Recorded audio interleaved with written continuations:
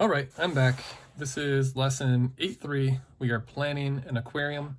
Our last video, we talked about the underwater adventure using our volume formula, length times width times height, to find the volume for the underwater adventure. But then we ended that video diving into the fish palace, which looks like it could be a lot bigger and can hold a lot more fish, but it also looks a lot more confusing.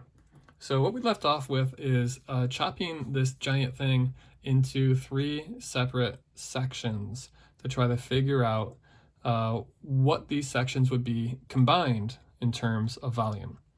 So let's start with section number 1 and ask yourself, do we have an official and reliable length times width times height for the number 1 section of the fish palace? I see a length of 10 inches. I see a width of 24. And do we have a height? We do. Here we go. So I think we could find the volume of the first section. And that's going to be 24 times 10 times 12. Now, if that was a little too fast, I said 24 times 10 times 12. You can use that to find your first, the volume of the first section. And what I just found, you can pause the video to solve for yourself, or you can just follow along. I found that section number 1 has a volume of 2,880 cubic inches. And how big is the fish palace? Well, just one section is closing in on the volume of the entire underwater adventure. So this thing's going to be huge. Now, the cool thing about this fish palace, if you notice, section number 3 has the same length, width, and height as section 1. So you know what that means? It's going to have the same volume. So section 3 is also going to have a volume of 2,880 inches cubed. Not bad. That wasn't too tough. So really all we're left with is one option. And this reminds me of some problems we've done throughout the school year, where we kind of have like this missing, there's something that's missing. Okay, we know how to find area and how to find volume, but you need each element in order to find the answer. You need the height, the length, and the width. So in this case, our number 2 segment, I guess we'll call it, we need a width, a height, and a length. And so far, what I know we have is a height. You'll notice there's nothing that tells us here, but this entire aquarium is the same height all the way around. It's 3-dimensional, but it's the same height. And that means if it's 12 inches high up front, then it's going to be 12 inches high in the back as well. So if you want, you can go ahead and plug in that 12. Okay, and our next step, this is our height. I'm going to say H, just so I don't forget what that is deciding whether we have a length in play. And you know what? I think we do. If you look here, this 24 inches, this is saying that from the edge to this edge is 24 inches. That works for us, because that's the exact length that we need for this little section, section 2. So we have a height, and we have a length, and now the only thing we're missing is a width. And can I point out one thing that almost always happens? Somewhere, people are so quick to say, oh, we know the width, it's 24 inches. But this 24 is telling us that this entire length is 24 inches long, from back all the way to the front. And if you notice with this second section, it doesn't go all the way to the front. It only goes part way up. So you're saying, okay, what? Do we just estimate then? No. There's another hidden clue that they hook us up with. That clue's right here.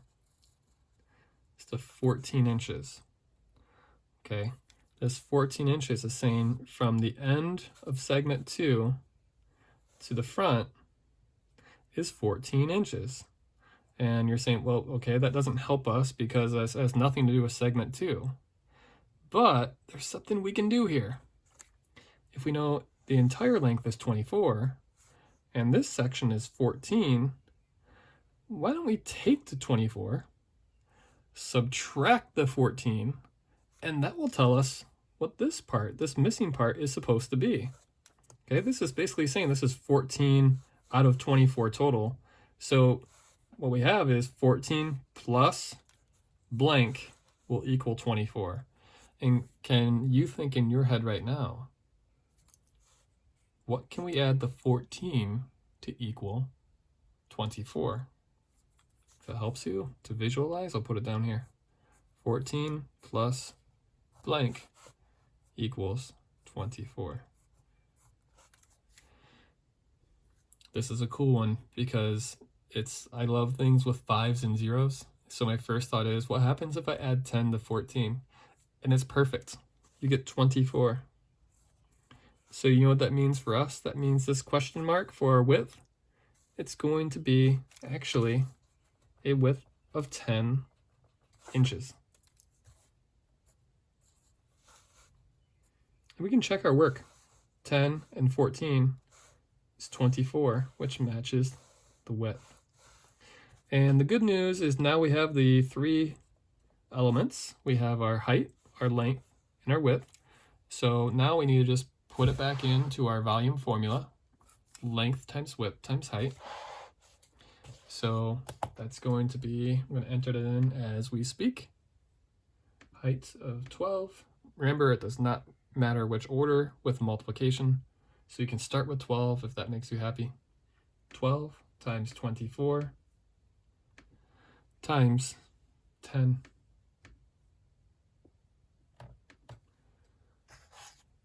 Fancy that. Did it? Somehow I should have seen that coming. This is pretty wild. So as I was typing it in, I found out that the 12, the 10, and the 24, those are the same 3 numbers that we used for sections 1 and 3, but just in different order. The width for section 1 was 24, but the length is 24 here. So we already know the answer for number 2. We did a lot of work. I don't think there's a way we could have known that for sure unless we did the work. But 12 times 24 times 10 is 2,880. Okay, so with this massive fish palace, we've done all the legwork, and we have one more thing that we need to do. We need to take these 3 sections and add them together. And since they all equal the same thing, they're all 2,880. There's 2 ways to find this answer. You can do 2,880 plus 2,880 plus 2,880. Or, since they are the exact same, you can do 2,880 times 3, and that will do the same thing, just with less work on your end. And here's what I get for a volume for the fish palace. I'm kind of curious, I've never had fish. Kind of curious how big an 8,640 cubic inch tank would look like in real life. Maybe I'll have to look that up when I'm done here. So cool, we found the volume. There is another part here that is going to drive you crazy, and that is finding the surface area. And if you recall, finding the surface area is just basically finding the area, or actually they want you to find the base, excuse me, I called it surface area. They want you to find the base of this object too, not just the volume. We had the volume, you can plug that in down here if that's the one you want to go with. But to find the base of this fish palace, my recommendation will be to keep your 3 sections and find the base for each individual section and then add them together. For instance, we know that the base for section 1 is just going to be our length times width, 10 times 24. And we can do that one in our head because 24 times 1 is 24. And then we just have to add a 0. That's one of those cool multiplication tricks. So I'm going to call this B1 for base 1. It's 240. And since we have the same width and length on this side for part 3, we know B3 is going to be 240 as well. And that means all you have left to do is to figure out the base of section 2, and we have the length and the width, and we also know that they're just flip-flopped from the length and the width of sections 1 and 3. So instead of a width of 24, it's a width of 10. Instead of a length of 10, it's a length of 24. So again, the cool thing about multiplication, 5 times 1 is the same as 1 times 5. 2 times 4 is the same as 4 times 2. And 24 times 10 is going to be the same as 10 times 24. So that means each section, base 1, base 3, and base 2, I don't even need to enter it into my calculator. They're all going to have mini bases of 240. Now, the thing you'll have to do to find the total base of the bottom, since you just found out this section, and this section, how can we find what the answer is all together? Well, take your sections.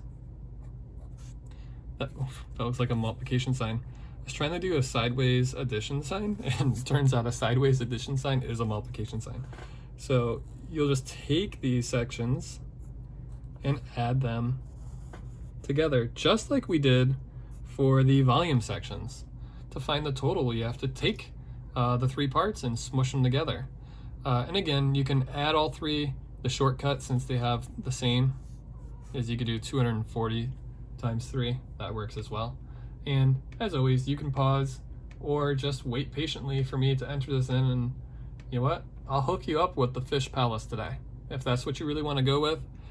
240 times 3 is, oh, now I'm getting in Waterworld's way, is 720.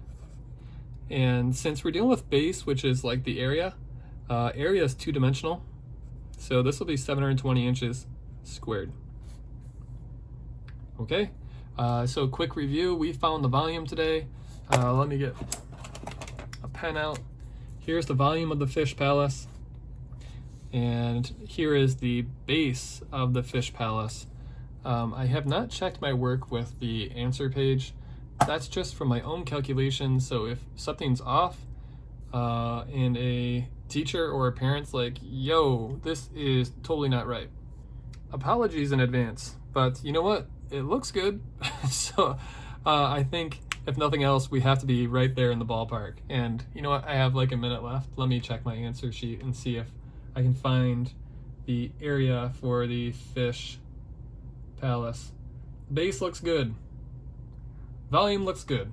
Nice. We nailed it. All right.